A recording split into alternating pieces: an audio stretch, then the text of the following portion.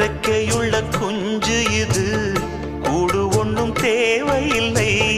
புத்தியுள்ள பிள்ளை இது, கெட்டு நிக்க போவதில்லை. தாயொருத்தி இருந்தா ஒரு தந்தை உண்டு கேளம்மா. தந்தை ஒண்ணு இருந்தா பெத்த பாட்டி இன்றி போகுமா? தெருவோரம் கிடந்தும் அனாதை இல்லை. உறவென்னை வெறுத்தால் தினம் தருவேன் தொல்லை. கெட்டாலும் பட்டாலும் உன் பேரன்தான்.